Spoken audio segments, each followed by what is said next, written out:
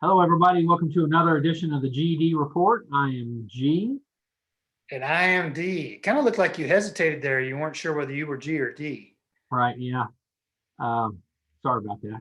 Not sure where my brain was.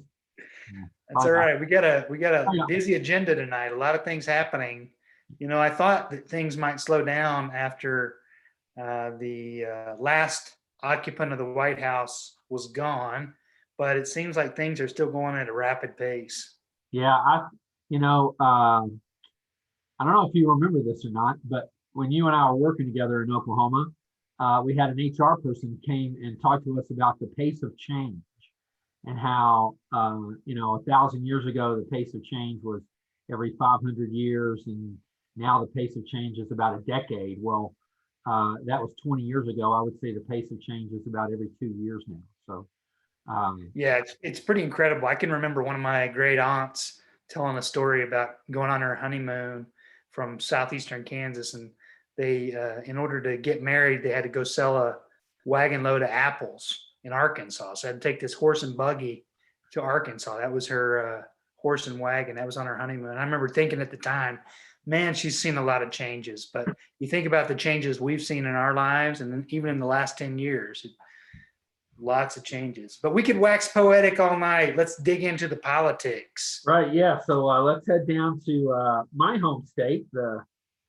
sometimes great state of Texas, which hasn't been so great lately. And let's talk a little bit about what's going on down there. Yeah, we had a big winter storm that actually hit where I am in Oklahoma, but then it really hit Texas super hard, a polar vortex, which, by the way, severity of storms, strength of storms like this, great indicators about how climate change continues to affect all parts of the country, all parts of the world. So we had this massive storm dumped. We got about 9-10 inches of snow here where I live. A lot of folks got a lot of snow, a lot of ice in Texas. And the power grid in the state of Texas, which is run by a group called ERCOT, that grid, based for all intents and purposes, it failed. Yeah. And it left tons of people in the state of Texas without power. They had water issues where tons of people in the state of Texas were without water. We still have some folks that are without water. Yeah, well, and a lot of it traces back to the fact that ERCOT, that committee, was privatized several years ago under when George W. Bush was governor. It was deregulated. It was privatized. They put private companies in charge because what do we hear all the time, right? Private companies can run things so much better than government, right?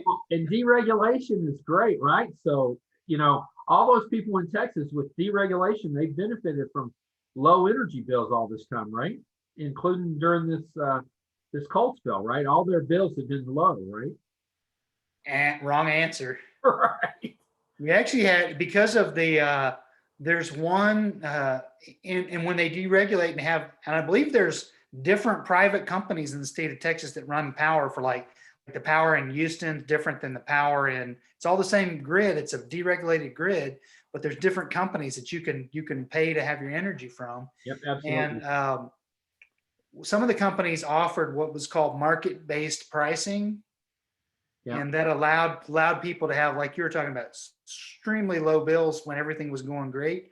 Well, guess what? There were people that were getting monthly bills for $16,000, $12,000. One guy, I think it was the $16,000 guy, he had his energy bill set up on automatic pay withdrawal from his account, so it just took it. Yeah, yeah. So if you're not familiar with market-based billing like that, the best analogy is it's very similar to an adjustable rate mortgage, where overnight the rate goes from 0.1 or 1 up to like 11, and your house payment goes from $200 a month to like 20,000, which is what happened with those guys doing there. So yeah. So a lot of blame to go around, but it was pretty interesting to me that, first of all, the governor of Texas wanted to blame the Green New Deal for this, and said this is because he was saying that the that solar and wind were not working during the storm, and that a lot of the wind turbines had frozen up, which is interesting because if they're to blame for the entire outage, they only make up about 10% of the entire energy output for Texas. So 10% knock the whole grid down? I don't think so. Second point is there are tons of wind turbines in Alaska that work. There are tons of wind turbines in Antarctica that work. There are tons of wind turbines in Norway. That's their main function of power in Norway. You know what the difference is? They actually pay for the heated turbines. Right. It's an extra feature. It costs more. Texas was advised to get those, and they thought, oh, we don't ever get cold here in Texas. Why do we need those? Right. Here's the interesting thing about this. I was reading this on the NOAA website a couple of days ago. And if you don't know what NOAA is, that's the National Oceanographic Atmospheric Administration, which has a big office here in Boulder, Colorado. And so, people talk about global warming, which, we haven't heard a lot about global warming. They switched over to calling it climate change because, that goes over a little better with Bubba, who doesn't understand how if it's global warming, they get 10 inches of snow in deep East Texas where my sister lives. But because of climate change and global warming, the jet stream has shifted. And this little polar vortex that used to come through parts of Colorado, Montana, Wyoming, North Dakota, South Dakota, Illinois, upstate New York, has now shifted south. And NOAA thinks that this is the new norm for winter for Texas for the next 75 years. Unless we're able to do some drastic reversals in climate change, absolutely. Right. Yeah. I found it interesting. We talked about Governor Abbott, and he's been, he wanted to blame the Green New Deal. Senator John Cornyn was considered missing in action. Nobody could find him anywhere.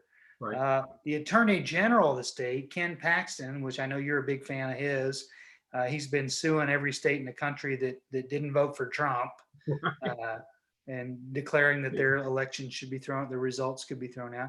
But Mr. Paxton spent his time during the power outage in the state of Utah on what his office deemed as a previously planned trip. Right. No other details have been released at this point. Right. But everybody's favorite senator, Mr. Ted Cancun Cruz, he got himself in a little bit of hot water, did he not? He did, for taking that trip and then taking his college roommate along with him.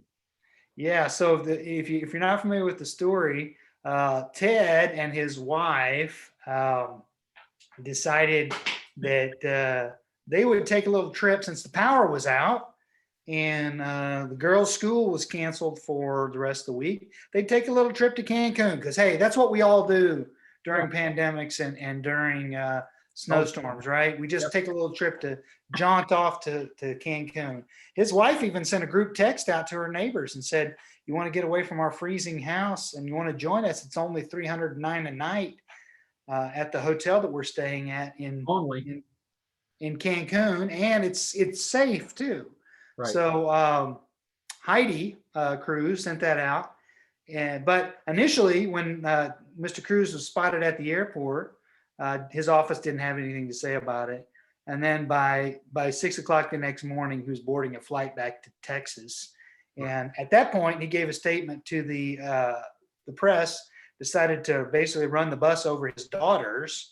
Right. And say, it's my daughters. I was just being a good dad. My plan the whole time was just to come down and drop them off. Because, hey, just like going to soccer practice, right? Going to Cancun. Right. Just drop them off. Yeah. And then fly back. That was his plan the whole time. Only problem with that is, as you've already alluded to, the original travel plans were leaked, which were him to stay through the weekend. Right. And if he was going to do that, why would he invite his college roommate to travel from Georgia to join him in Cancun? Right. And don't forget, he left Fluffy at home alone. That's right. He left his dog Snowflake at home in the house. Supposedly, that's really the name too. I know you think I'm making that up. Yeah. But left the dog at home, and so just all kinds of PR. When people don't have water, people are struggling for things to eat. They don't have electricity. There were deaths in Texas from hypothermia. Yeah, 11-year-old boy. And this guy's flying to Mexico. Are you kidding me? Yeah, crazy.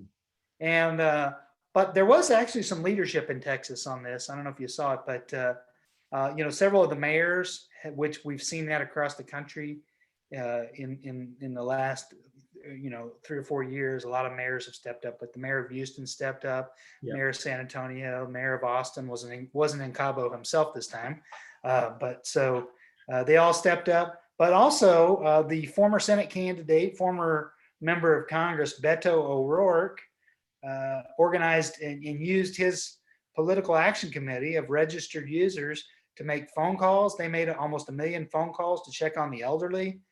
They delivered water. He raised over $800,000 to go to food banks and to buy water.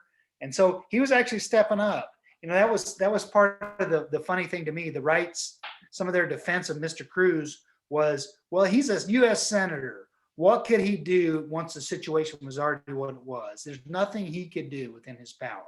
He sure could have provided some leadership. And then on top of that, the member of Congress that Republicans love to hate, Alexandria Ocasio-Cortez from New York, she used her network and raised over $5 million for the state of Texas, paid that out to food banks, and then she actually flew to Houston and worked with Sheila Jackson Lee in a food bank volunteering.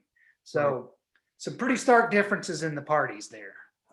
Yeah, well, and you would hope that citizenry of the state of Texas would remember that when the elections roll around. But my guess is they won't. That Ted Cruz, that this will blow over, and Ted Cruz will get reelected, and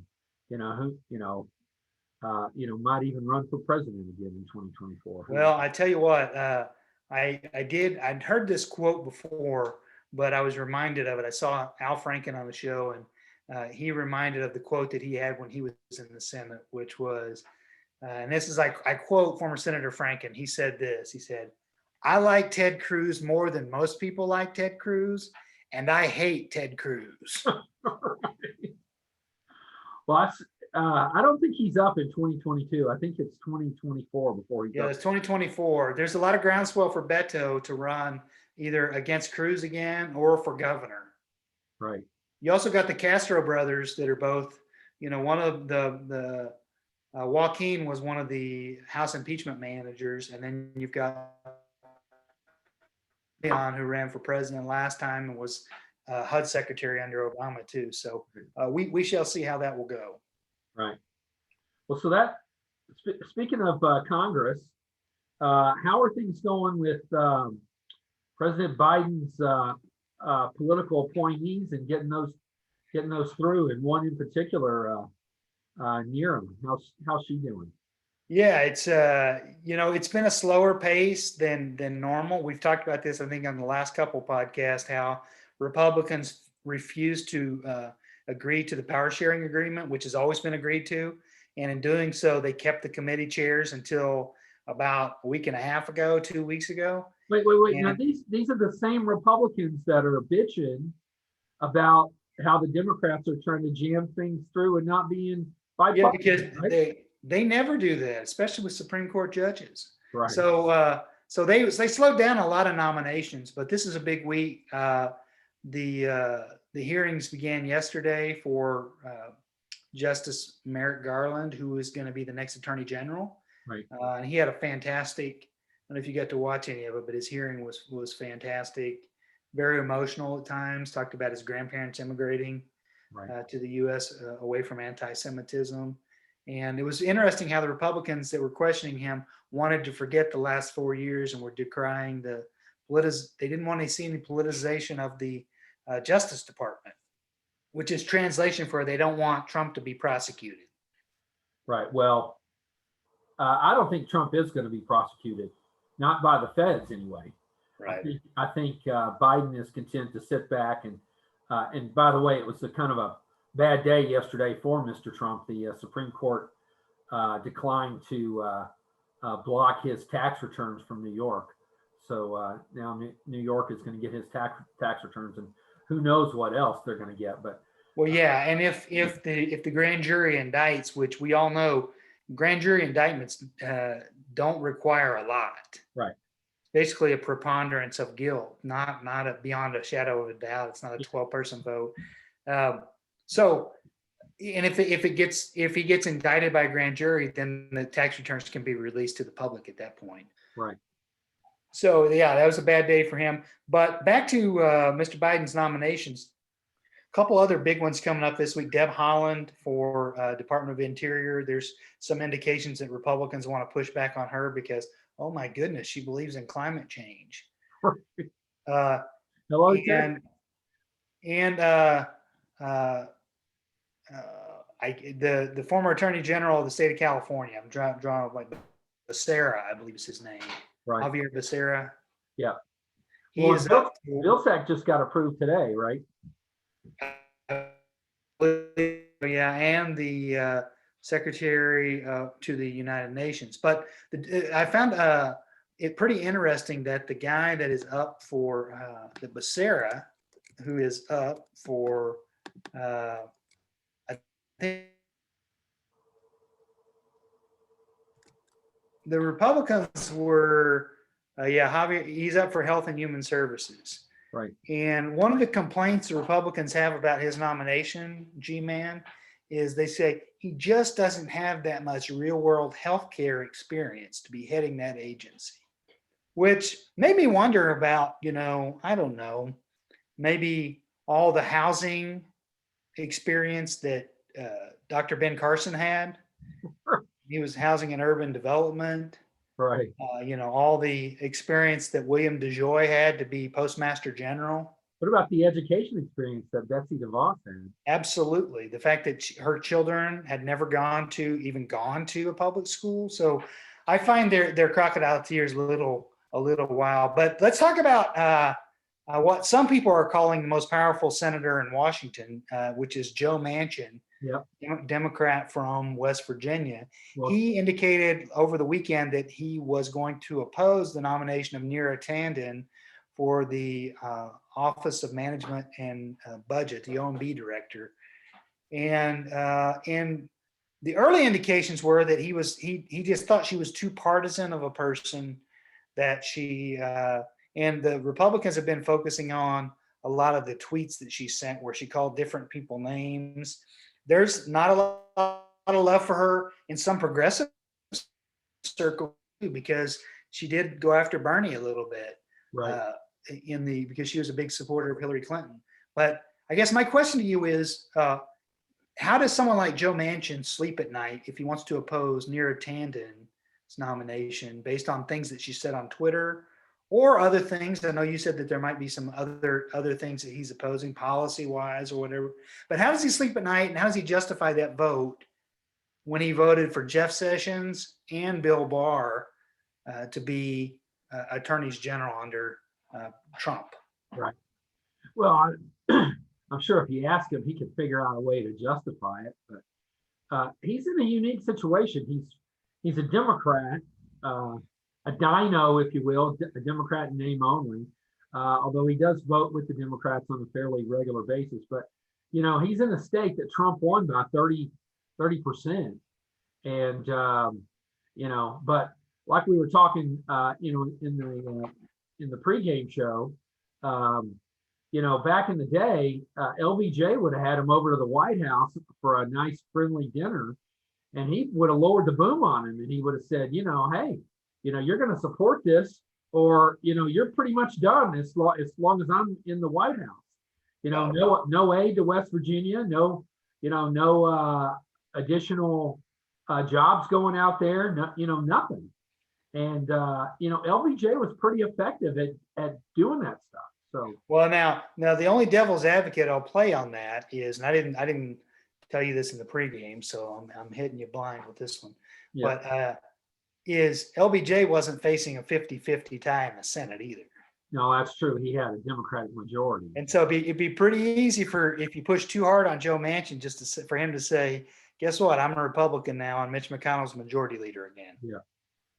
So it's definitely a balancing act, but there's talk that maybe Manchin's opposing this so he can vote for other things. So he can say, he can tell his voters, I don't vote for 100%, but to me, it's maybe he could have done that vote on a Tom Vilsack or somebody like that was going to pass anyway, Right. 80-20, things like that. It sends a bad message that basically, I mean, men can say whatever they want. This is a woman of color. She's going to get in trouble for things that she said, and that she's too partisan. Yeah. And I would think at least early on in the first 100 days of a president's term, they ought to get to pick who they want for the office. So now I will say this: Biden has not so far. He said he's not going to withdraw her nomination. So he's fairly convinced that he thinks he can get another vote. He needs a Republican. Romney and Collins have both said they won't. So maybe he's holding out for Murkowski or a Richard Burr or a Pat Toomey that would vote for her. So we'll see. Now, the other option he has, which a lot of people have floated this one too, is, you know what? Do what the last guy did. Name her as acting. Right. And just don't put anybody in there. That's what, Trump did that with just about every department, and it worked.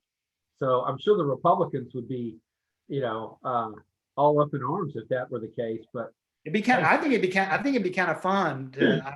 I kind of would like to serve them a little bit of their own medicine. I think I have a little bit more vengeful in my attitude than Mr. Biden does. Yeah, I would. And let's don't forget, Biden has 30 years of Senate experience. He's got a lot of friends in the Senate, so he might could draw upon some of the, and a lot of them were across the aisle. So he might could draw on that and pull a rabbit out of the hat there. Speaking of Mr. Trump, he's in the news a little bit. What do you know about that? Well, this Sunday he's going to make his debut appearance, his first post-presidency speech, and he's going to do it at the nonpartisan event for world peace known as CPAC, which is the Conservative Political Action Committee, I believe is what it's called. Basically a bunch of right wingers. He's going to go speak. He's got the keynote slot on Sunday, just after they take their straw poll. Right.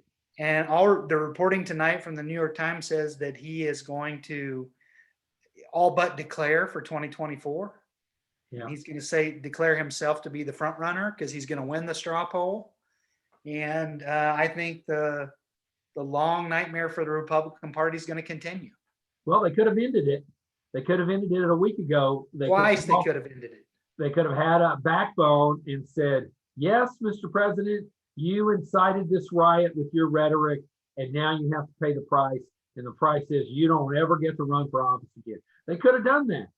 And, they could have had a backbone and stood up. The ones that did in the House, they're now facing backlash from their Republican constituents. Basically, I think the quote was, "We didn't send them up there to vote their conscience," from one Republican. But one of the guys, the guy you're talking about in Pennsylvania was a county chair for the Republican Party. He said for Pat Toomey, we didn't send him up there to vote his conscience. And the part that got me even more than that was he followed it up by saying, we didn't send him up there to do the right thing or whatever it is he's doing. Right. Yeah. So, it just kind of shows you where our country is.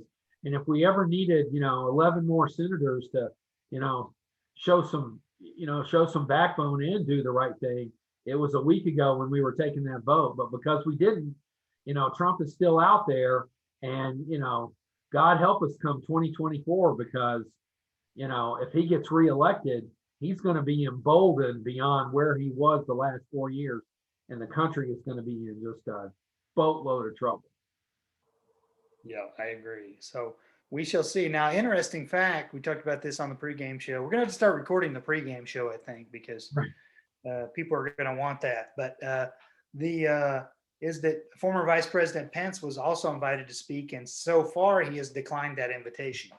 Yeah, my guess is he will. He won't show up, and rightfully so. I think he's still to a lot of Republicans, especially those Trump supporters, he's persona non grata. So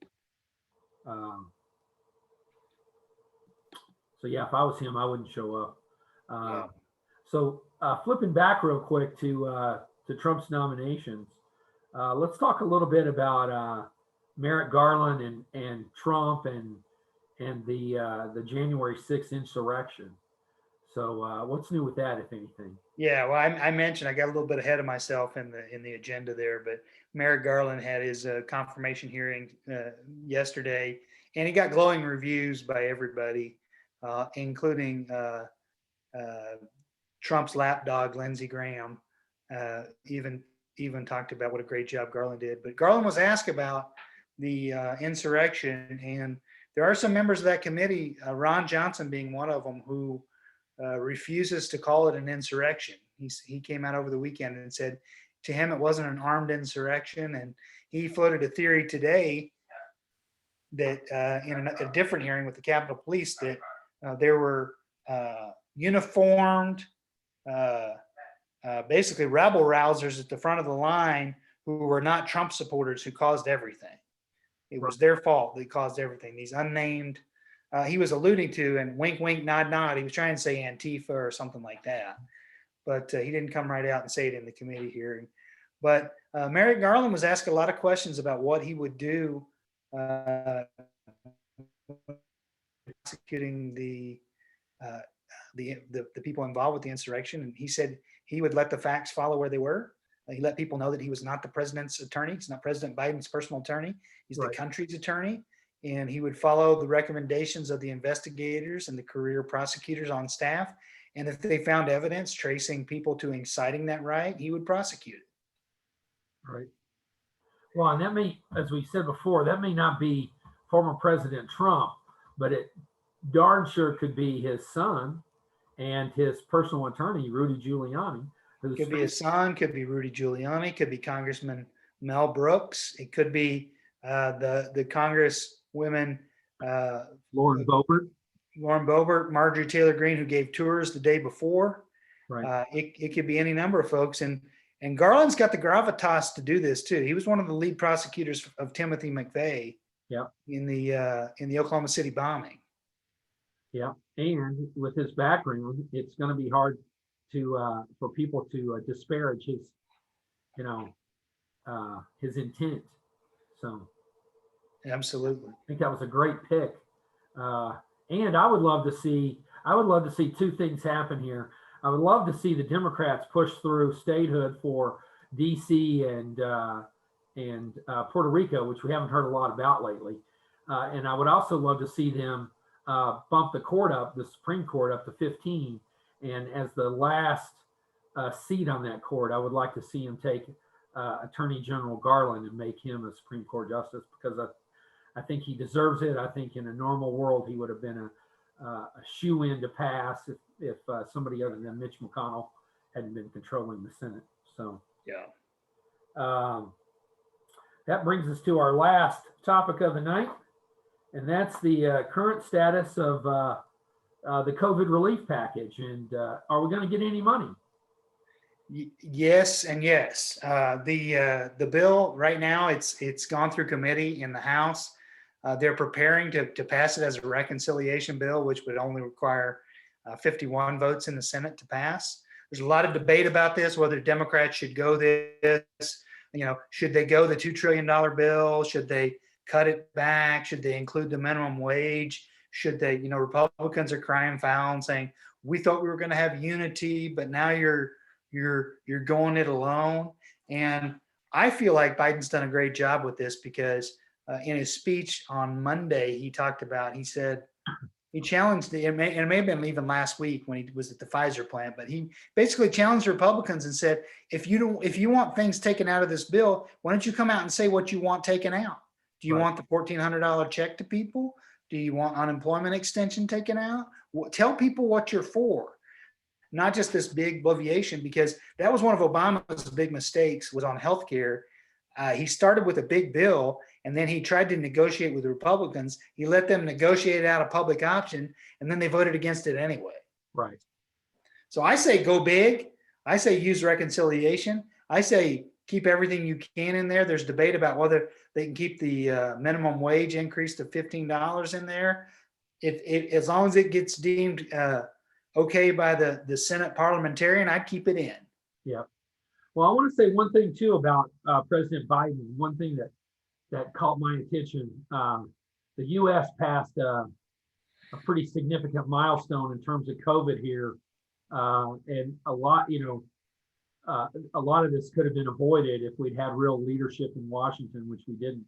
But we just passed 500,000 deaths, and President Biden made a speech and had a moment of silence. And when I was listening to that speech, the whole time I was thinking it was, you would have never gotten anything like this out of Trump. Nothing. Yep. His whole attitude would have been, well, oh well, that's 500,000 people we don't have to feed, or those are probably mostly Democrats anyway. I mean, Yeah, he had an opportunity yesterday. He was releasing a statement about his taxes, right? Yep. Because the Supreme Court ruled it's the day that we passed the 500,000 death threshold, and he didn't say a single word about the deaths or the people that have died, because he doesn't care. He's a narcissist. He's a narcissist that he's all about himself. Right. Well, hopefully he's facing a lot of legal challenges, a lot of legal problems now that he's not the president, which is why he wanted to be the president. He wanted to get reelected so bad, was because it would put all that stuff off for 4 years. Now that he's not the president, he's got a lot of legal things facing him that he's probably not going to come out on the winning end of. And, that may impact what he does in 2024 as well. Well, we'll see. We'll see. His prediction in 2015 was that he could kill somebody in the middle of Fifth Avenue and his supporters would still love him. And so far that's proven true. Right. But I think when the truth comes out, and I think the truth is that he's defrauded people. He's cheated on his taxes. I mean, it's one thing to legally not pay any for 20 years because you had a big deficit, but to manipulate the system so that you're cheating the American public, that doesn't go over so well with the rank and file. And I just don't have a lot of faith, because I do think that his supporters have crossed over into cult-like status where it doesn't, I mean, I talked to, I don't want to say a friend of mine because the person's not a friend of mine, but I talked to somebody who's a Trump supporter that I know, let me say it that way. And I said, doesn't it bother you about the potential for this? This is back when it came out that he didn't pay any taxes, and he 1 year paid $750 or something like that. And his answer to me was, that just shows he's smart and he stuck it to the system. Right.